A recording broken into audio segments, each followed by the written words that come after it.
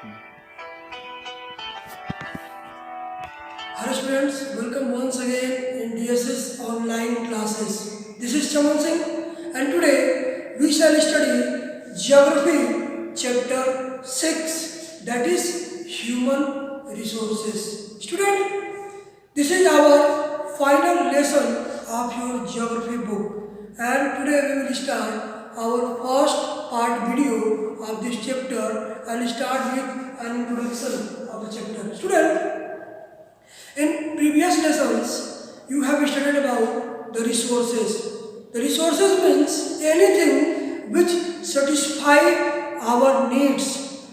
वह कोई भी चीज़ जो हमारी आवश्यकताओं की पूर्ति करती है, हमारी ज़रूरतों की पूर्ति करती है, उसे हम लोग रिसोर्सेज अर्थात संसाधन कहते हैं. So student, there is another kind of resources, that is the human resources. Student, we also studied about the different types of resources, that is the natural resources, man-made resources, human resources. So today we will clear the topic, that is the human resources. Student, this is our chapter also. Human resources means humans are themselves as a great kind of resources when people with skills and ability turn them as resource, and which is also considered as an ultimate resource. अर्थात जो humans है, जब उनके अंदर कुछ ability या कोई नई स्किल डेवलप हो जाती है या किसी नई चीज़ को वो सीख लेते हैं, तो वो अपने आप में खुद एक रिसोर्स बन जाते हैं. You know very well, the best use of resources is done by the humans themselves. अर्थात किसी भी रिसोर्स का सबसे अच्छा यूज जो है वो स्वयं ह्यूमंस के द्वारा ही किया जाता है. तो मनुष्य खुद एक अल्टीमेट रिसोर्स है, अर्थात एक ऐसा रिसोर्स जो कभी समाप्त नहीं हो सकता है. And example, healthy, educated and motivated people are considered as the resources as per their requirements. अर्थात जो healthy peoples हैं या जो educated people हैं या motivated people हैं, ये अलग अलग फील्ड में requirements के अकॉर्डिंग अपने रिसोर्स को अपने आप को एज ए रिसोर्स वो इस्टेब्लिश कर सकते हैं. Now these resources are not equally distributed in the whole world. अर्थात अगर बात करें डिस्ट्रीब्यूशन ऑफ द रिसोर्सेज की, तो ह्यूमन रिसोर्सेज भी पूरी दुनिया में एक समान ये इनका वितरण नहीं है. They are difference on terms of their educational level, age and sex. अर्थात जनसंख्या का जो या ह्यूमन रिसोर्सेज का जो वितरण है पूरी दुनिया में, वो इनके शैक्षिक स्तर या उम्र या उनके लिंग के आधार पर अर्थात जेंडर के आधार पर अलग अलग दुनिया में अलग अलग तरीके से इसको हम एज ए रिसोर्स देखते हैं. Now student, there is a important thing is that in our country 26 September 1985 our country government had created a new department that is called Ministry of Human Resource Development. अर्थात 26 सितंबर 1985 को हमारे देश में भी एक ऐसी मिनिस्ट्री इस्टेब्लिश हुई, introduce हुई, जिसको हम लोग ह्यूमन रिसोर्स डेवलपमेंट मिनिस्ट्री कहते हैं. अर्थात मानव संसाधन एवं विकास मंत्रालय की स्थापना हुई to improve the human skills as a resource और टू प्रमोट ह्यूमन रिसोर्सेज. अर्थात इसकी स्थापना हुई देश के जो लोग हैं उनको एक रिसोर्स के रूप में, एक संसाधन के रूप में, मानव संसाधन के रूप में उनको आगे बढ़ाने के लिए इसकी स्थापना हुई.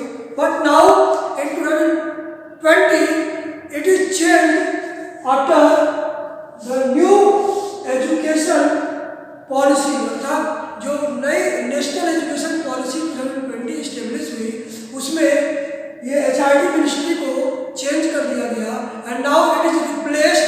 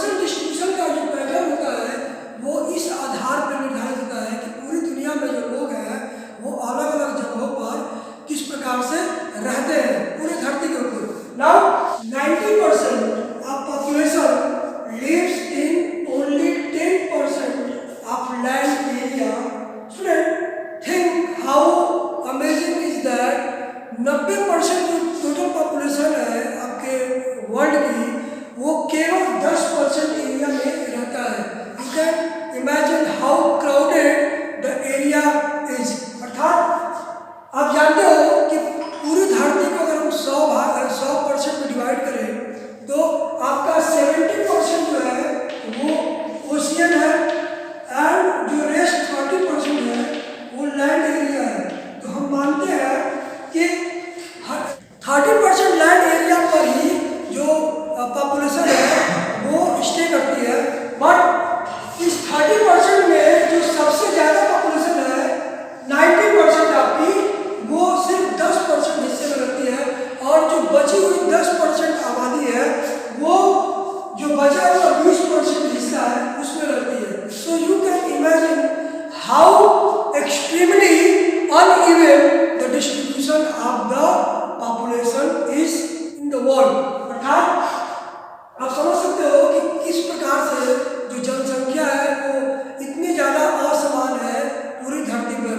And so we can see some area with very crowded or with very large population and some of the area with very sparse population। अर्थात हम दोनों धरती पर कहीं बहुत ज़्यादा जनसंख्या देखते हैं तो कहीं बहुत कम जनसंख्या देखते हैं। Now if you see some of the high crowded area like South and Southeast Asia, you can see on the board the images, and Europe, Northeast and North America are very crowded area। अर्थात जो दक्षिण पश्चिम Asia का इलाका है या आपका पूर्वी इलाका है एशिया का, यूरोप हो गया, नॉर्थ ईस्ट एंड पूर्वोत्तर अमेरिका हो गया, ये जो इलाके हैं ये धरती पर सबसे ज़्यादा जनसंख्या वाले इलाके हैं, जिनमें सबसे अधिक जनसंख्या आपका अकेले एशियन कॉन्टिनेंट में पाई जाती है। Now some of the area where we can see very sparse population. अर्थात कुछ ऐसे हिस्से धरती के जो जहाँ पर हम बहुत कम जनसंख्या देखते हैं वो है आपके हाई एल्टीट्यूड एरिया, अर्थात जो ऊंचे पहाड़ी इलाके हैं जैसे हिमालयन हो गया, यूरान माउंटेन हो गया, एंडीज हो गया, या दुनिया पर कहीं भी अगर पर्वतीय क्षेत्र है तो वहाँ पर हमको पॉपुलेशन न के बराबर देखने को मिलता है। नाउ ट्रॉपिकल एरियाज, अगर ट्रॉपिकल उष्णकटिबंधीय रेगिस्तानों की बात करें तो आपका सहारा डेजर्ट हो गया या ऐसे अन्य जो रेगिस्तान है जो बहुत विशाल होते हैं जहाँ पर जनसंख्या बहुत कम पाई जाती है। इसके अलावा इक्वेटोरियल फॉरेस्ट और जो भूमध्य रेखीय जो आपके वन है जो बहुत घने वन है वहाँ पर भी जनसंख्या बहुत कम देखने को मिलती है। स्टूडेंट, ये कुछ ऐसे जमीन के हिस्से जहाँ पर जनसंख्या हमको न के बराबर या बहुत कम देखने को मिलती है, इसी वजह से हम देखते हैं इस प्रकार का असमान वितरण।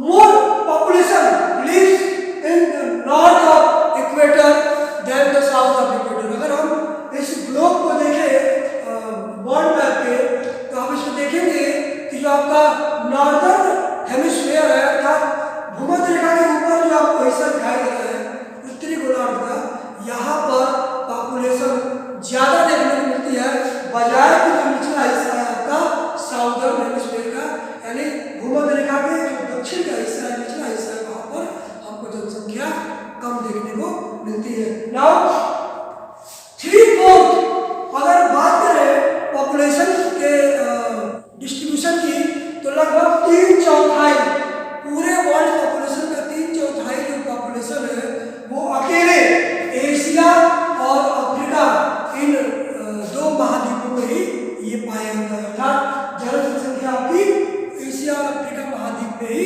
पाई जाती है जो कि 3/4 है। Now 60% population lives in just 10 countries whose population is more than 100 million people। अर्थात जो 60% आबादी है 100% में से वो अकेले केवल 10 देशों में ही वो पाई जाती है और जिनकी जनसंख्या 100 मिलियन से भी अधिक है। Now student, these countries are one by one China, India, USA, Indonesia, Brazil, Pakistan, Bangladesh, Nigeria, Russian and Japan. Student, these are the 10 countries you can see on the board, highly populated area of the world, among which China is the world largest populated country, and after that India is the second highest populated country in the world. Next topic is density of population. Density of population means जनसंख्या घनत्व, means that it is defined as that number of people living in unit area of the earth surface is called population density. अर्थात किसी भी देश के एक square kilometre area में या एक वर्ग किलोमीटर एरिया में जो रहने वाली जो पाई जाने वाली जनसंख्या है उसी को उसका जनसंख्या घनत्व बोलते हैं। स्टूडेंट, पॉपुलेशन डेंसिटी को हम इस तरह समझ सकते हैं कि किसी देश की जो कुल जनसंख्या है उस कुल जनसंख्या को उस देश की जो पूरा लैंड एरिया है जहाँ पर रहा जा सकता है उस लैंड एरिया से उस पूरी पॉपुलेशन को डिवाइड कर देंगे, तो जो रिजल्ट आएगा वही आपका जो होगा आपका पर स्क्वायर किलोमीटर एरिया में रहने वाले लोगों का पॉपुलेशन होगा, अर्थात ये जनसंख्या घनत्व कहलाएगा। इंडिया के अगर पॉपुलेशन डेंसिटी की बात करें जिसको हम स्क्वायर पर किलोमीटर के हिसाब से देखते हैं, तो according to 2011 census it was 382 people per square kilometre. अगर 2011 के पॉपुलेशन डेंसिटी की बात करें तो इंडिया की जो डेंसिटी पॉपुलेशन है वो 320 पर्सन पर स्क्वायर किलोमीटर है, जो कि updated at present in 2020 it approx 464 people per square kilometre, जो इस समय लगभग 464 व्यक्ति पर स्क्वायर किलोमीटर हो गई है। आप इसको देख सकते हो। Now next, the average density of population of the whole world is 51% पर स्क्वायर किलोमीटर। अगर पूरी दुनिया की बात करें तो ये ओल्ड डाटा है आपका, तो जो वर्ल्ड की एवरेज डेंसिटी ऑफ पॉपुलेशन है पूरी दुनिया का जनसंख्या घनत्व है लगभग 51 व्यक्ति पर स्क्वायर किलोमीटर है, जो कि वर्तमान में हो सकता है ये बदल गया हो। इसका एक्चुअल डाटा आपको 2021 के सेंसस के बाद अर्थात 2021 की जनगणना के बाद आपको एक्चुअल डाटा पता चल जाएगा। Now if we talk about the highest density populated area, so these are the south central Asia and after that east and south east Asia. अर्थात अगर सबसे ज़्यादा डेंसिटी ऑफ पॉपुलेशन की बात करें तो आप देखेंगे कि दुनिया में जो दक्षिण और मध्य एशिया है वहाँ पर सबसे ज़्यादा जनसंख्या देखने को मिलती है, जो चाइना और आपका इंडिया का एरिया है। इसके अलावा आपका ईस्ट और साउथ एशिया भी है, ईस्ट एशिया भी है, और इसके अलावा आपको दक्षिण और पूर्वी और दक्षिण पूर्वी एशिया का इलाका है। Okay student, now this is the end of the topic. I hope you have listened properly. If you have any doubt and any problem, you can ask or comment on my WhatsApp number. Till stay safe, stay happy. Good luck.